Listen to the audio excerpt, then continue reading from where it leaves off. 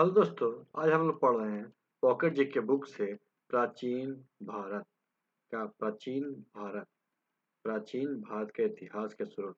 प्राचीन भारत के इतिहास के स्रोत हम लोग देख रहे हैं। ये पॉकेट बुक के जीक जो खान सर का बुक है, उससे हम लोग देखते हैं। तो देखते हैं प्राचीन भारतीय इतिहास के स्रोत। प्राचीन भारतीय इतिहास के स्रोत। इसको कितने भागों में बांटा गया? इसे 3 भागों में बांटा गया। पुरातात्विक स्रोत, साहित्यिक स्रोत और विदेशी या के विवरण। इसके बाद देखते हैं कि साहित्यिक स्रोत को क्या है, धार्मिक साहित्य और लौकिक साहित्य में बांटा गया है। तो आगे हम देखते हैं क्या, पुरातात्विक स्रोत के बारे में देखते हैं। पुरातात्विक स्रोत, आप लोग हमारे चैनल को सब्सक्राइब करें ताकि जो भी नेक्स्ट वीडियो आए उसका नोटिफिकेशन आप लोगों को मिल सके। तो देखते हैं पुरातात्विक स्रोत में अभिलेख। अभिलेख के बाद देखते हैं पुरातात्विक स्रोतों के अंतर्गत। पुरातात्विक स्रोतों के अंतर्गत सर्वाधिक महत्वपूर्ण स्रोत अभिलेख है। पुरातात्विक स्रोतों के अंतर्गत सर्वाधिक महत्वपूर्ण अभिलेख क्या है? महत्वपूर्ण स्रोत क्या? अभिलेख है। अभिलेख पाषाण शिलाओं, स्तंभ, ताम्रपत्रों, दीवारों, मुद्राओं पे उत्खनित है। जो अभिलेख है पाषाण शिलाओं, स्तंभ, ताम्रपत्रों, दीवारों, मुद्राओं पे उत्खनित है। तथा तथा अभिलेख के अध्ययन को एपिग्राफी कहते हैं। अभिलेख के अध्ययन क्या कहते हैं? एपिग्राफी कहते हैं। सर्वाधिक प्राचीन अभिलेख सर्वाधिक प्राचीन अभिलेख मध्य एशिया के सर्वाधिक प्राचीन अभिलेख मध्य एशिया के 1400 ईस्वी पूर्व के बोगकोई अभिलेख नामक स्थान से मिले हैं। इसमें इंद्र, मित्र, वरुण और नाथ देवताओं के नाम मिलते हैं। जबकि भारत में सबसे प्राचीन अभिलेख अशोक के। भारत में जो सबसे प्राचीन अभिलेख किसके हैं? अशोक के हैं, जो जो 300 ईस्वी पूर्व के लगभग हैं। जो क्या है? 300 ईस्वी पूर्व के लगभग हैं। भारतीय पुरातत्व विभाग का जनक सर अलेक्जेंडर कनिंघम को कहा जाता है। भारतीय पुरातत्व विभाग के जनक किसे कहा जाता है? सर अलेक्जेंडर कनिंघम को कहा जाता है। तथा तथा भारतवर्ष का सर्वप्रथम अभिलेख हाथी गुफा अभिलेख में मिलता है। भारतवर्ष का सर्वप्रथम अभिलेख कहाँ मिलता है? हाथी गुफा अभिलेख में मिलता है। यवन राजदूत हेलियोडोरस का बेसनगर या विदिशा से गरुड़ स्तंभ लेख प्राप्त होता है, जिसमें मध्य भारत में भागवत धर्म विकसित होने के प्रमाण मिलते हैं। मध्य भारत में भागवत धर्म विकसित होने के परिणाम किस अभिलेख से मिलते हैं? तो यवन राजदूत हेलियोडोरस के बेसनगर गरुड़ स्तंभ लेख से प्राप्त होते हैं। दुर्वक्ष शब्द का सर्वप्रथम अभिलेख सोगौरा अभिलेख में मिलता है। दुर्भिक्ष शब्द का सर्वप्रथम अभिलेख कहाँ मिलता है? सोगौरा अभिलेख में मिलता है। एरन कहाँ है? मध्य प्रदेश में। एरन जो है कहाँ है? मध्य प्रदेश में। एरन से प्राप्त बरहा भगवान पर खूनराज तोरमान का अभिलेख अंकित है। एरन से प्राप्त बरहा भगवान पर खून तोरमान का अभिलेख अंकित है। तथा सती प्रथा का पहला लिखित साक्ष्य मिलता है। तथा क्या है? सती प्रथा का पहला लिखित साक्ष्य मिलता है। रेशम बुनकर की श्रेणियों की रेशम क्या है? बुनकर की श्रेणियों की जानकारी मंदसौर अभिलेख से प्राप्त होती है। रेशम बुनकरों की श्रेणियों की जानकारी किससे प्राप्त होती है? मंदसौर अभिलेख से प्राप्त होती है। डॉक्टर डी आर भंडारकर ने अभिलेखों के अध्ययन के आधार पर मौर्य शासक अशोक का इतिहास लिख दिया है। डॉक्टर डी आर भंडारकर ने क्या किया कि अभिलेखों के अध्ययन के आधार पर मौर्य शासक अशोक के इतिहास को लिख दिया है। अब देखते हैं प्राचीन भारत के राजाओं की प्रशंसा से रचित शिलालेख या प्रशस्ति। प्राचीन भारत के जो राजाओं की प्रशंसा में रचित लेख या प्रशस्ति।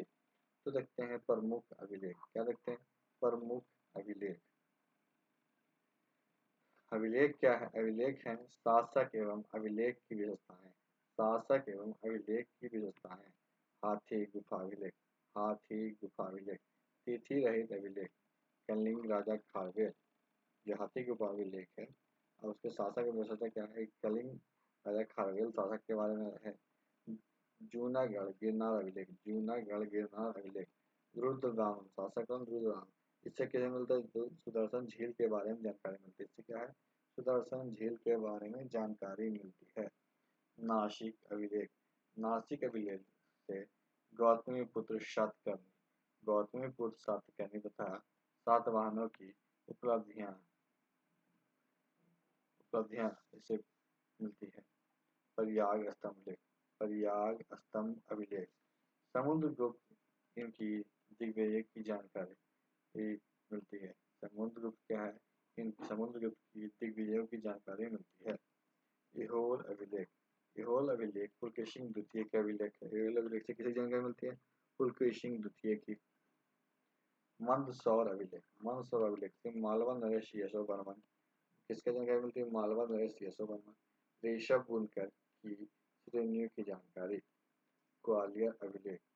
ग्वालियर अभिलेख से गुर्जर गुर्जर प्रतिहार वंश के इतिहास के बारे में जानकारी मिलती है। भित्री एवं जूनागढ़ अभिलेख। भित्री एवं जूनागढ़ अभिलेख। स्कंदगुप्त हुनों पर विजय का विवरण। स्कंदगुप्त क्या है? हुनों पर विजय का विवरण। देवपाड़ा अभिलेख। देवपाड़ा अभिलेख बंगाल शासक विजय सेन के बारे में। देवपाड़ा अभिलेख से किसके बारे में जानकारी मिलती है? बंगाल शासक विजय सेन के बारे में जानकारी मिलती है। बांसखेड़ा एवं मधुबल अभिलेख। बांसखेड़ा एवं मधुबल अभिलेख। इससे हर्षवर्धन की उपलब्धियों पर प्रकाश पड़ते हैं। इससे किसे प्रकाश पड़ते हैं? हर्षवर्धन की उपलब्धियों पर। बालघाट एवं कार्ले अभिलेख। बालघाट एवं कार्ले अभिलेख। सातवाहनों की उपलब्धियां। किसकी उपलब्धियां? सातवाहनों की उपलब्धियां। अयोध्या अभिलेख। इससे शुंग की उपलब्धियां जानकारी मिलती है। भरूच अभिलेख। शुंग शब्द खुदे होने से शुंग द्वारा निर्मित है। शुंग शब्द खुदे होने से शुंग द्वारा निर्मित है। एरन अभिलेख भानुगुप्त के सती प्रथा का पहला लिखित साक्ष्य।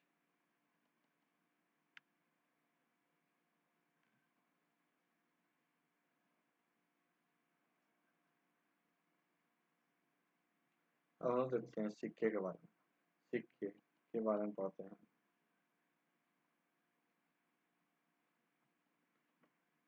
सिक्कों के अध्ययन को मुद्रा शास्त्र कहते हैं। सिक्कों के अध्ययन क्या कहते हैं? मुद्रा शास्त्र कहते हैं।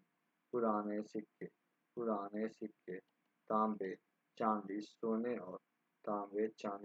और सीसा धातु के बनते थे। जो पुराने सिक्के थे तांबे चांदी सोना और सीसा के बनते थे।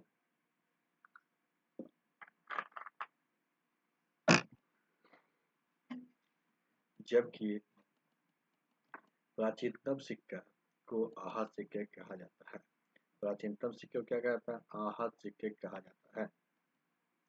इसी को क्या है? साहित्य में कांस्यार्पण कहा जाता है। साहित्य में क्या कहता है?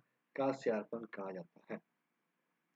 सर्वप्रथम सिक्के पे यवन शासकों ने लेख लिखने का कार्य किया था। सर्वप्रथम सिक्के पे लेख लिखने का कार्य किसने किया था? यवन शासक ने किया था। कनिष्क के सिक्कों से उसका बौद्ध धर्म का अनुयायी होना प्रमाणित होता है। कनिष्क के सिक्के से किसका अनुयायी होना प्रमाणित होता है? तो बौद्ध धर्म का अनुयायी होना प्रमाणित होता है। इंडो यूनानी तथा इंडो सिथियन शासकों के इतिहास के प्रमुख स्रोत सिक्के हैं। इंडो यूनानी तथा इंडो सिथियन शासकों के इतिहास के प्रमुख स्रोत क्या है? सिक्के हैं। आरंभिक सिक्के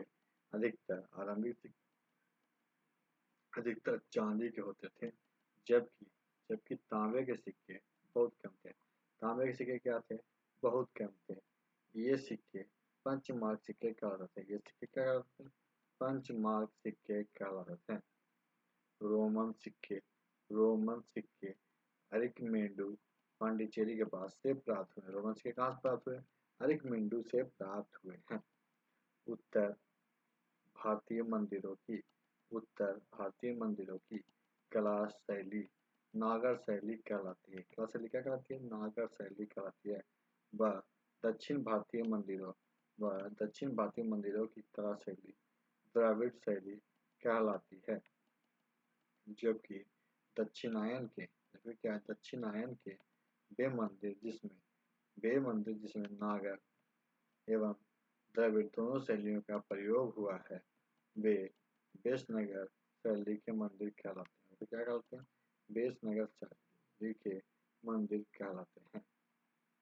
कुषाण काल गुप्त काल और गुप्तोत्तर काल में कुषाण काल, गुप्त काल और गुप्तोत्तर काल में जो मूर्ति निर्मित की गई जनसाधारण की धार्मिक आस्थाओं और मूर्ति कला का ज्ञान मिलता है। बहरहुत बोध गया सांची और अमरावती की मूर्ति कला में जन सामान्य के जीवन की यथार्थ झांकी मिलती है। अजंता गुफा में उत्कीर्ण माता और शिशु तथा मरणसन राजकुमारी जैसे चित्रों को शाश्वत सर्वकालिक है, जिससे गुप्तकालीन कलात्मक और तत्कालीन जीवन की झलक मिलती है। क्या मिलती है? तत्कालीन जीवन की झलक मिलती है।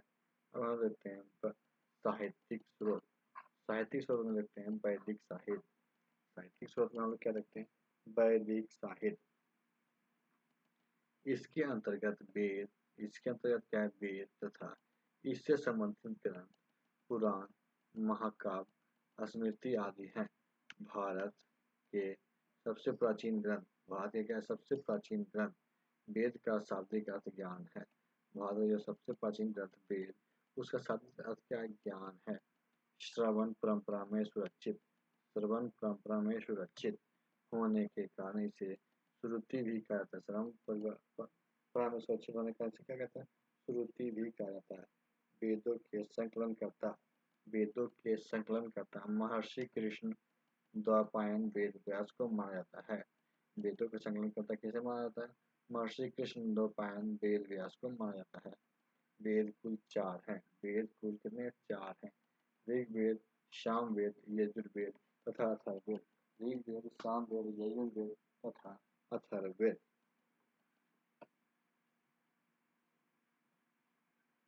ऋग्वेद के बारे में देखते हैं। ब्राह्मण साहित्य में सबसे प्राचीन ग्रंथ ऋग्वेद है। ब्राह्मण साहित्य में सबसे प्राचीन ग्रंथ कौन है? ऋग्वेद है। ऋग्वेद में ऋषक का अर्थ छंदों तथा चरणों से मुक्त यंत्र होता है। ऋचाओं के क्रमबद्ध ज्ञान के संग्रह को ऋग्वेद कहा जाता है। इसमें 10 मंडल 1028 सूक्त एवं 10,662 ऋचाएं हैं। वेदों के ऋचाओं को पढ़ने वाले ऋषि को होत्री कहते हैं। विश्वामित्र द्वारा रचित ऋग्वेद के तीसरे मंडल में सूर्य देवता सावित्री को समर्पित प्रसिद्ध गायत्री मंत्र हैं। विश्वामित्र द्वारा रचित जो ऋग्वेद है उसके तीसरे मंडल क्या है? सूर्य देवता सावित्री को समर्पित प्रसिद्ध गायत्री मंत्र है। इसके 9वें मंडल में सोम देवता का उल्लेख है। इसके 9वें मंडल में क्या है? सोम देवता का उल्लेख है। बाद में जोड़े गए 10वें मंडल में पहली बार शूद्रों का उल्लेख किया गया है, जिससे पुरुष सूक्त कहा गया है। जिसके अनुसार 4 वर्ण ब्राह्मण, क्षत्रिय, वैश्य तथा शूद्र आदि पुरुष ब्रह्म के क्रमशः मुख, भुजा, चंगाओं, चरण से उत्पन्न हुए हैं। ऋग्वेद में इंद्र के लिए 250 तथा अग्नि के लिए 200 ऋचाएं की रचना की गई है। वामन अवतार के 3 पर्वों का आख्यान का प्राचीनतम स्रोत ऋग्वेद है, जो 52 अवतार के 3 पर्वों का जो आख्यान है उसका प्राचीनतम स्रोत क्या ऋग्वेद है। यूनेस्को ने ऋग्वेद की 30 पांडुलिपियों को 2007 में memory of the world register में शामिल किया। अब हम लोग देखते हैं यजुर्वेद के बारे में। यजु का अर्थ है यज्ञ।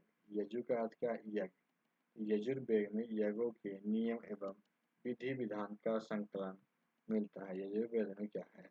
यज्ञों के नियम विधि विधान के संकलन मिलता है। वैदिक मंत्रों के संग्रह यजुर्वेद में बताया गया है कि यह वैदिक अनुष्ठान से संबंधित है। यजुर्वेद के मंत्रों का उच्चारण करने वाले पुरोहित को अधर्वयु कहते हैं। एक ऐसे वेद है जो गद और पद दोनों शैली में है।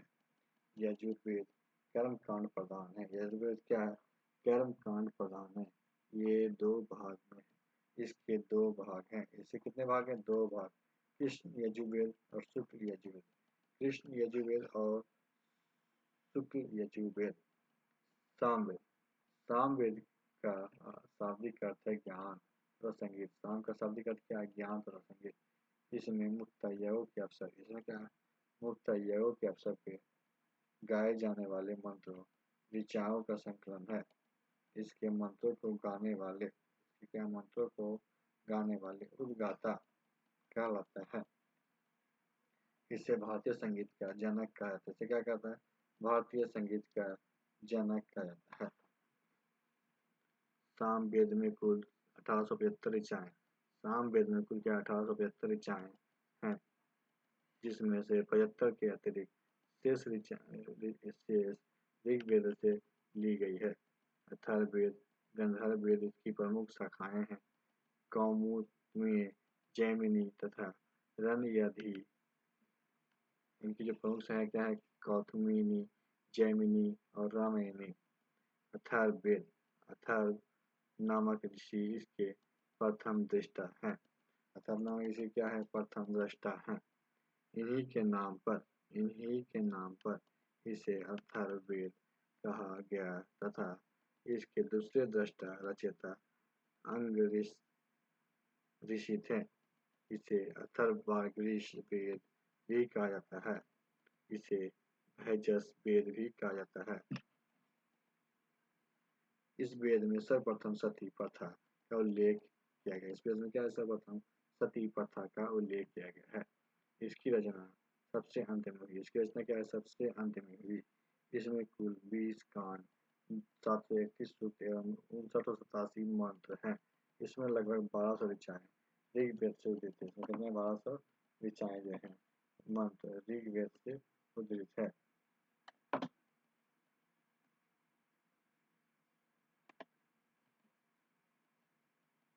यह भौतिकवादी वेद है। यह क्या है? भौतिकवादी वेद है। इसमें समान मनुष्य के विचारों तथा अंधविश्वासों का विवरण मिलता है। इसमें क्या है? समान मनुष्य के विचारों का अंधविश्वासों का विवरण मिलता है। इसमें इसमें क्या है? जादू टोने टोटके का उल्लेख किया गया है। इसमें इसमें क्या है? चिकित्सा पद्धति व औषधि का उल्लेख किया गया। इसमें चिकित्सा पद्धति व औषधि का उल्लेख किया गया। इसका उपवेद शिल्पवेद है। इसका उपवेद क्या है? शिल्पवेद है। इस वेद में आर्य एवं अनार्य सभ्यता एवं संस्कृति का प्रभाव दिखाई देता है। अथर्ववेद में परीक्षित को कुरुओं का राजा कहा गया है। इसमें सभा एवं समिति को प्रजापति की 2 पुत्रियों कहा गया है। पृथ्वी सूक्त अथर्ववेद की प्रतिनिधि सूक्त माना जाता है। चारों वेद के एक एक उपवेद हैं। चारों वेद क्या है? एक एक उपवेद है। ऋग्वेद का उपवेद यजुर्वेद है। सामवेद का उपवेद गंधर्ववेद है। यजुर्वेद का उपवेद धनुर्वेद है और अथर्ववेद का उपवेद अर्थशास्त्र है। अब ब्राह्मण साहित्य के बारे में हम देखते हैं। इसके बारे में देखते हैं। ब्राह्मण साहित्य के बारे में देखते हैं। इनकी रचना वैदिक संहिताओं की इनकी रचना क्या वैदिक संहिताओं की व्याख्या करने हेतु सरल गद्य में की गई है। ब्रह्म का अर्थ है यज्ञ। ब्रह्म का अर्थ क्या है? यज्ञ। अतः यज्ञ के विषयों का प्रतिपादन करने वाले ग्रंथ ब्राह्मण कहलाते हैं। यज्ञ का जो प्रतिपादन करने वाले ग्रंथ क्या है? ब्राह्मण कहलाते हैं। ऐतरेय में राज्याभिषेक के नियम एवं प्राचीन राजाओं के नाम दिए गए। ऐतरेय में क्या है? राज्याभिषेक के नियम तथा प्राचीन राजाओं के नाम दिए गए हैं। सतपथ ब्राह्मण में गंधार सल सतपथ ब्राह्मण के गंधार सल कैकेय कुरु पांचाल कौशल विदेह आदि राजाओं का नाम का उल्लेख है। अब ब्राह्मण ग्रंथ के बारे में हम लोग देखते हैं। वेद उपनिषद उपवेद ब्राह्मण ग्रंथ। तो ऋग्वेद का जो उपनिषद है ऐतरेय कौशिकी है। उपवेद है यजुर्वेद और ब्राह्मण ग्रंथ ऐतरेय एवं कौशिकीय ब्राह्मण। यजुर्वेद इसका है कांट चेतेश्वर ईसा तैतरेय मैत्राणी बृहद्रथ। और इसका जो उपवेद है धनुर्वेद है। सतपथ एवं तैतरेय ब्राह्मण है। सामवेद छंदोग केन गंधर्व वेद तटविश ब्राह्मण इससे तांड ब्राह्मण भी कहते हैं। अथर्ववेद मुंडक प्रश्न मुंडको ऋग्वेद गोपथ ब्राह्मण। अरण्यक साहित्य क्या है? इसकी रचना जंगलों या अरण्य में पढ़ाए जाने के कारण इन्हें अरण्यक कहा जाता है। इसकी जो रचना जंगलों में पढ़ाए जाने के कारण इन्हें क्या है? अरण्यक कहा जाता है। यह ब्राह्मण ग्रंथ का अंतिम भाग है। ब्राह्मण ग्रंथ का क्या है? अंतिम भाग है जिसमें दार्शनिक एवं रचनात्मक ज्ञान के विषयों का वर्णन किया गया है। अरण्य कुल 7 हैं। अरण्य कितने? कुल 7 हैं। पहला ऐतरेय संख्यान तैतराई मैत्राणी मध्येंद्र तत्वकार छंदोग। अब हम लोग उपनिषद के देखते हैं। उपनिषद कितने हैं? 108।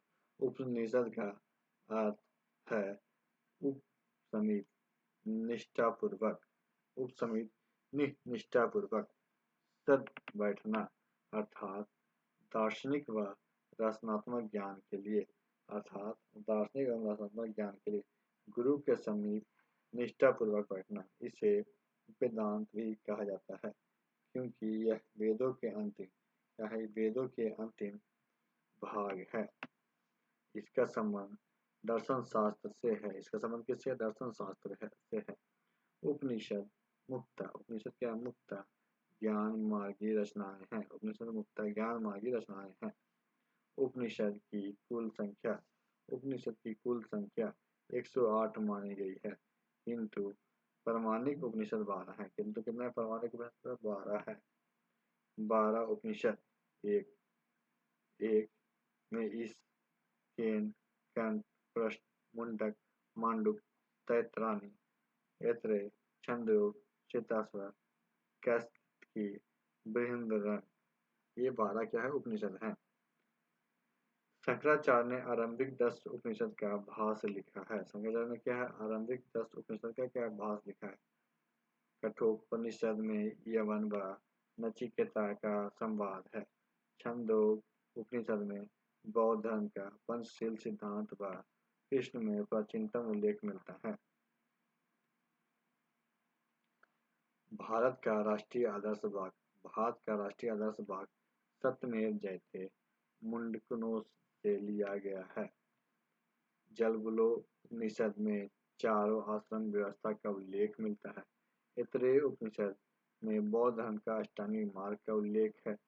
बृहदारण्यक उपनिषद में अहम ब्रह्म से पुनर्जन्म का सिद्धांत एवं याज्ञवल्क्य गार्गी संवाद का वर्णन है। वेदांत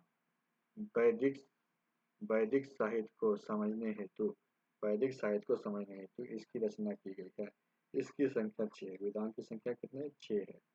शिक्षा वैदिक स्वरों के शुद्ध उच्चारण हेतु शिक्षा का निर्माण हुआ है। कल्प ये ऐसे कल्प होते हैं जिसमें विधि एवं नियम का उल्लेख है। इसमें क्या है? विधि एवं नियम का उल्लेख है। व्याकरण इसमें नामों एवं धातुओं की रचना, इसमें क्या नामों एवं धातुओं की रचना, उपसर्ग एवं प्रत्यय के प्रयोग, समासों एवं संधि आदि के नियम बताए गए हैं। निरुक्त शब्दों की उत्पत्ति का शास्त्र, निरुक्त क्या शब्दों की उत्पत्ति का शास्त्र है। यह एक प्रकार की भाषा विज्ञान, यह एक प्रकार क्या है भाषा विज्ञान है। छंद वैदिक मंत्र प्राय छंदबद्ध है, वैदिक मंत्र क्या है प्राय छंदबद्ध है। छंद शास्त्र पर पिंडलिक मुनि का ग्रंथ छंद सूत्र उपलब्ध है। ज्योतिष इसमें ज्योतिष शास्त्र के विकास को दिखाया गया है, इसमें क्या है ज्योतिष शास्त्र के विकास को दिखाया गया है। ज्योतिष में कुल 44 श्लोक हैं। सबसे प्राचीनतम आचार्य मगध मुनि, सबसे प्राचीनतम आचार्य कौन है मगध मुनि है। सूत्र वैदिक साहित्य को अक्षुण्ण बनाए रखने के लिए सूत्र साहित्य का प्रयाण किया गया है। सूत्र जिसमें विधि और नियमों का प्रतिपादन किया जाता है कल्प सूत्र कहलाते हैं।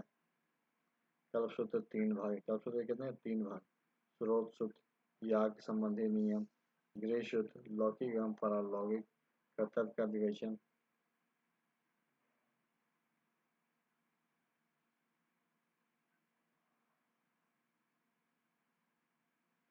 धर्म सूत्र धार्मिक सामाजिक एवं राजनीतिक कर्तव्य का विवेचन।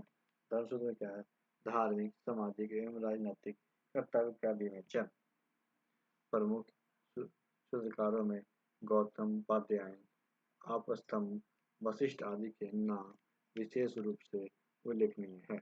गौतम धर्म सूत्र सबसे प्राचीन है, गौतम धर्म सूत्र क्या सबसे प्राचीन है।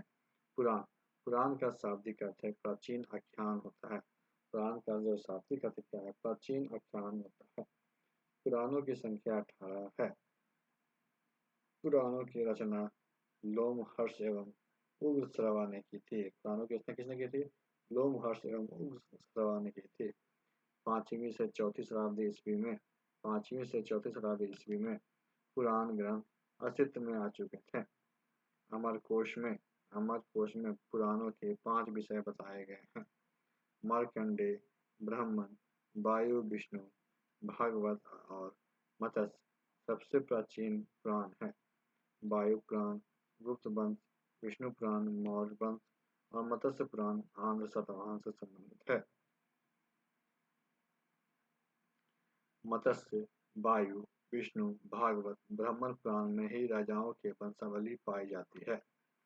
सामाजिक एवं सांस्कृतिक दृष्टिकोण से अग्नि पुराण का काफी महत्व है, जिसमें राजा तंत्र के साथ साथ इसमें क्या राजतंत्र के साथ साथ कृषि संबंधी विवरण भी दिए गए हैं। सर्वप्रथम पाजीटर ने पुराणों के ऐतिहासिक महत्व को पढ़ा है। पुराण क्या है संबंधित वंश मत्स्य, शुंग एवं सातवाहन वंश, विष्णु, मौर्य, वायु, गुप्त वंश, वेद, उपनिषद, पुराण और धर्मसूत्र संस्कृत भाषा में लिखे गए हैं। वैदिक भजनों या मंत्रों के संग्रह को संहिता कहा जाता है। स्मृति साहित्य मनुस्मृति प्राचीनतम स्मृति का शुंग सातवाहन वंश की जानकारी जर्मन दार्शनिक नीत्शे कहते हैं। बाइबिल को जला दो, स्मृति को अपनाओ। बाइबिल को जला दो और मनुस्मृति को अपनाओ। टीकाकार भरूची, मेधातिथि, गोविंदराज, कुल्लुकुट भट्ट। याज्ञवल्क्य स्मृति क्या है टीकाकार, याज्ञवल्क्य स्मृति के टीकाकार विश्वस्वरूप ज्ञानेश्वर अपरक है। नारद स्मृति इसमें दासों की मुक्ति का उल्लेख है। कात्यायन इससे संबंधित आर्थिक गतिविधियों का उल्लेख है। वैदिक साहित्य सबसे प्राचीन बौद्ध धर्म त्रिपिटक है। सबसे प्राचीन बौद्ध ग्रंथ क्या है त्रिपिटक है। यह पाली भाषा में रचित है। किस भाषा में है पाली भाषा में रचित है। त्रिपिटक में पहला है विनय पिटक, सुत्त पिटक, अभिधम पिटक। विनय पिटक, सुत्त पिटक, अभिधम पिटक। बुद्ध की शिक्षाओं को संकलित कर इन्हें 3 भागों में बांटा गया है। इन त्रिपिटकों की रचना बुद्ध के निर्वाण प्राप्ति के बाद हुई। इनकी रचना कब हुई? बुद्ध के निर्वाण प्राप्ति के बाद हुई। बुद्ध के पूर्व जन्म की कथाओं को बुद्ध के पूर्व जन्म की कथाओं को जातक कहा जाता है। निकायों में बौद्ध धर्म के सिद्धांत व कहानियां का संग्रह है। हीनयान का प्रमुख ग्रंथ कथावस्तु हीनयान का प्रमुख ग्रंथ क्या कथावस्तु है, जिससे महात्मा बुद्ध का जीवन चरित्र अनेक कथाओं के साथ उल्लिखित है। जैन साहित्य को आगम कहा जाता है। जैन साहित्य को क्या कहता है? आगम या सिद्धांत कहा जाता है। यह प्राकृतिक भाषा में लिखे गए हैं। किसमें लिखे गए? प्राकृतिक भाषा में। जैन आगमों में सबसे महत्वपूर्ण 12 अंग, जिसमें 12 अंग, 12 उपांग, 10 प्रकीर्णन, 6 छद्मांग सूत्र, 4 मूल सूत्र, अनुयोग सूत्र एवं नंदी सूत्र की गणना की जाती है। जैन धर्म का प्रारंभिक इतिहास जैन धर्म का क्या है? प्रारंभिक इतिहास कल्पसूत्र से ज्ञात होता है, जिसकी रचना क्या है? भद्रबाहु ने की थी। आचरण सूत्र में क्या है? जैन भिक्षुओं के आचार नियमों का उल्लेख है। भगवती सूत्र में भगवान में महावीर के जीवन की शैलियों पर प्रकाश पड़ता है। जैन सूत्र में क्या सबसे महत्वपूर्ण हेमचंद्र कृत परिशिष्ट परिवहन है। इसकी रचना 12वीं शताब्दी में इसकी रचना कहाँ हुई? 12वीं शताब्दी में हुई है। लौकिक साहित्य या अन्य साहित्य ऐतिहासिक रचनाओं में सर्वप्रथम उल्लेख अर्थशास्त्र पर किया जाता है। अर्थशास्त्र भारत का पहला राजनीतिक ग्रंथ है। अर्थशास्त्र क्या है? भारत का पहला राजनीतिक ग्रंथ है। इसकी रचना कौटिल्य चाणक्य ने की। यह 15 अधिकरण व 180 प्रकरण में विभक्त है। यह क्या है? 15 अधिकरण व 180 प्रकरण में विभक्त है। यह मौर्यकालीन इतिहास व राजनीति विज्ञान के लिए अर्थशास्त्र का महत्वपूर्ण ग्रंथ है।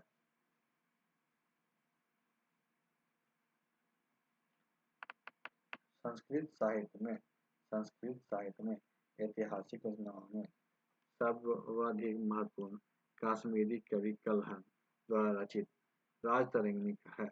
इसमें 8 सर्ग, जिन्हें तरंग कहा गया है, जिसमें क्या क्या है? तरंग कहा गया। इसमें कश्मीर के शासकों का वर्णन मिलता है। और संस्कृत साहित्य में ऐतिहासिक घटनाओं के क्रमबद्ध इतिहास लिखने का प्रथम प्रयास है। एक ऐतिहासिक ग्रंथ गार्गी संहिता। इसमें भारत पर होने वाले यवन आक्रमण का उल्लेख मिलता है।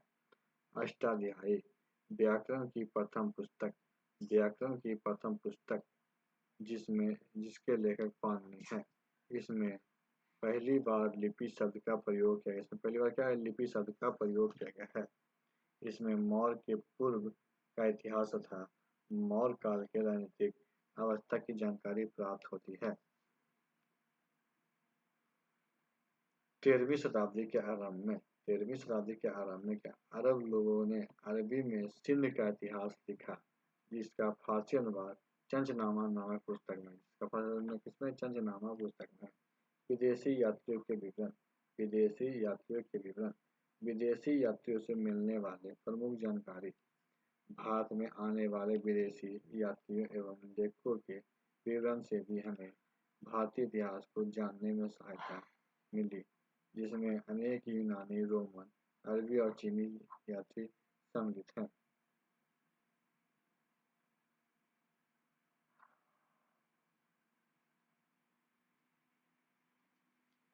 यूनानी रोमन लेखक भारतीय स्रोत से हमें सिकंदर के आक्रमण 325 ईस्वी पूर्व की जानकारी नहीं मिलती, इसलिए हमें यूनानी स्रोतों पर ही आश्रित रहना पड़ता है।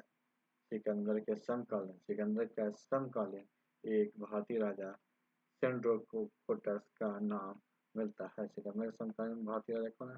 सेंड्रोकोटस का नाम मिलता है, जो यूनानी लेखक स्ट्रैबो व जस्टिन ने किया था। यूनानी लेखक स्ट्रैबो व जस्टिन ने किया था। एड्रियन तथा प्लूटार्क ने एंड्रोकोटस तथा फिलकार्स ने सेंड्रोकोटस के नाम से उल्लेख किया था।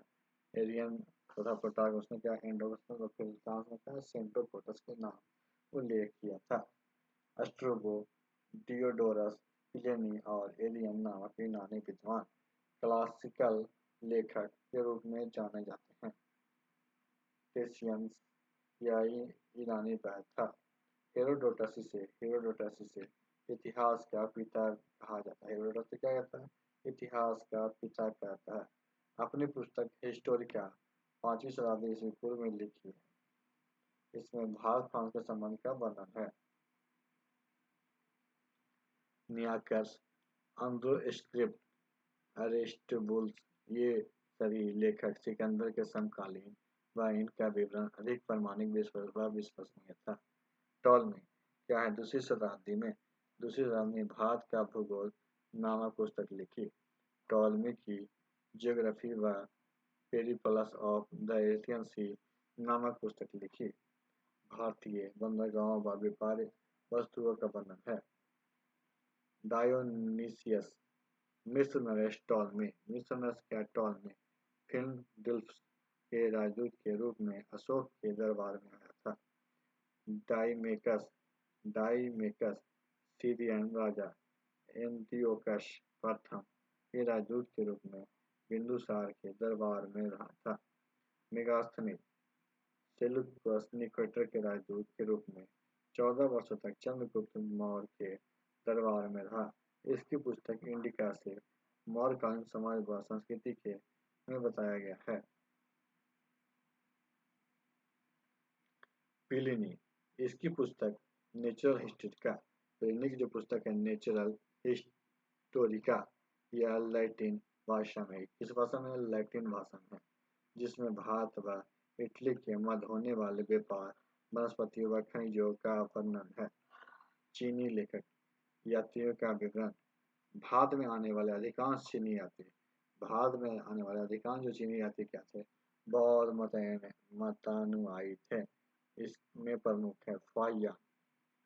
यह गुप्त नरेश चंद्रगुप्त द्वितीय विक्रमादित्य 375 से 14 ईस्वी के दरबार में भारत आया। 399 से 414 ईस्वी 399 से 414 ईस्वी तक इसने भारत के विभिन्न स्थानों का भ्रमण किया।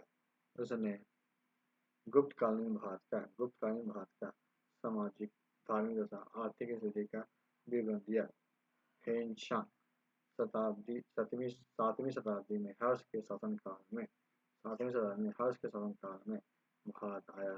वह भारत में 16 वर्षों तक रहा। 16 वर्ष तक उसने नालंदा रहा। 6 वर्ष तक उसने नालंदा विश्वविद्यालय में अध्ययन किया। उसका यात्रा विवरण सीयूकी नामक से प्रसिद्ध है। उसके यात्रा विवरण किससे नाम से प्रसिद्ध है? सीयूकी, जिसमें 138 देशों का विवरण है, जो हर्षकालीन भारतीय स्थिति की जानकारी जानने का महत्वपूर्ण स्रोत है। हेनली, इसके द्वारा लिखित हेनशांग की जीवनी से भी हर्षकालीन इतिहास का विवरण ज्ञात होता है। मातवानलिंग, हर्ष के पूर्वी अभियान का विवरण।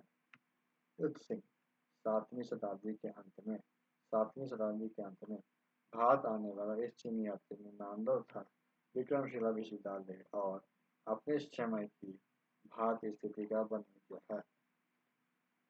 सुंग युन, यह 518 में भारत आया। अपने 3 वर्ष की यात्रा में बौद्ध धर्म की प्राप्तियां एकत्र की। अरबी लेखक अल्बेरूनी 11वीं शताब्दी में महमूद गजनी के साथ भारत आया। अल्बेरूनी अपनी पुस्तक तहकीक-ए-हिंद, किताब-उल-हिंद अर्थात भारत की खोज में राजपूत कालीन समाज, धर्म, रीति रिवाज पर सुंदर प्रकाश डाला। अल्बेरूनी महमूद द्वारा बंदी बनाया गया था। बाद में इसकी योग्यता से प्रभावित होकर उसे राज ज्योतिष बना दिया गया। यह रवीना उज्बेकिस्तान का था। कहाँ का था? उज़्बेकिस्तान का था। सुलेमान 9वीं शताब्दी में भारत आया। क्या है? 9वीं शताब्दी में भारत आया और तत्कालीन प्रतिहार शासकों और पाल शासकों के विषय में लिखा। अल-मसूदी अल अलमसूदी 10वीं सदी में बगदादी यात्री अल-मसूदी भारत आया। यह राष्ट्रकूट व प्रतिहार शासकों की जानकारी देता है। इससे क्या है? राष्ट्रकूट व प्रतिहार शासकों की जानकारी देता है। इन बतुता इसने अपना यात्रा वृत्तांत अरबी भाषा में लिखा। इसने अपना यात्रा वृत्तांत किस भाषा में लिखा? अरबी भाषा में लिखा, जिसे रहला कहा जाता है। 14वीं शताब्दी में 1333 ईस्वी में दिल्ली पहुंचने पर इससे क्या प्रभावित होकर सुल्तान मोहम्मद बिन तुगलक ने इसे दिल्ली का काजी नियुक्त किया। अंत लेखक तारानाथ एक तिब्बती लेखक है। इसने कयुंगर नामक पुस्तक की रचना की। इससे भारतीय इतिहास के बारे में जानकारी मिलती है। मार्को पोलो यह 13वीं शताब्दी के अंत में पांड्य देश की यात्रा पर आया था। इसका विवरण पांड्य इतिहास के अध्ययन के लिए उपयोगी है। प्राचीन भारत परिचय अतीत काल की घटनाओं के स्थिति की जानकारी देने वाले शास्त्र को हम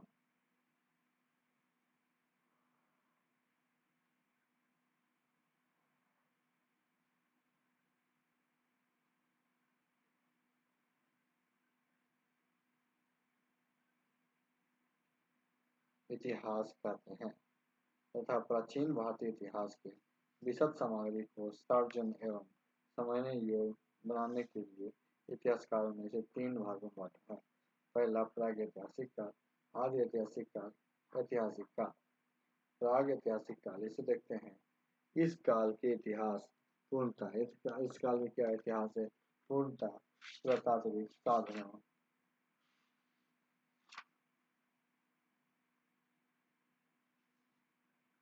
पर निर्भर है। इस काल में मनुष्यों को कोई लिखित साक्ष्य उपलब्ध नहीं है, इसीलिए इसे प्रागैतिहासिक काल कहता है।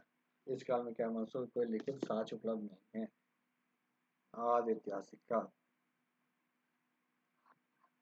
इतिहास का ऐसा काल जिसमें के लिए लेखन कला के प्रमाण तो हैं, लेकिन या तो वे पुष्ट या फिर उनकी लिपि को समझना कठिन है। ऐसे काल को आदि ऐतिहासिक काल कहते हैं। इस काल के इतिहास लेखन के लिए साहित्यिक एवं प्राकृतिक साधनों का प्रयोग किया जाता है। इस काल के अंतर्गत 2500 ईस्वी पूर्व से 600 ईस्वी पूर्व के मध्य का इतिहास आता है। ऐतिहासिक काल जिस काल के लिए लिखित सामग्री उपलब्ध है और जिसमें मानव सभ्य बन चुके हैं, इस काल के अंतर्गत 600 ईस्वी के बाद का काल आता है। इसे ऐतिहासिक काल कहा जाता है। तो आज की वीडियो को समाप्त करते हैं।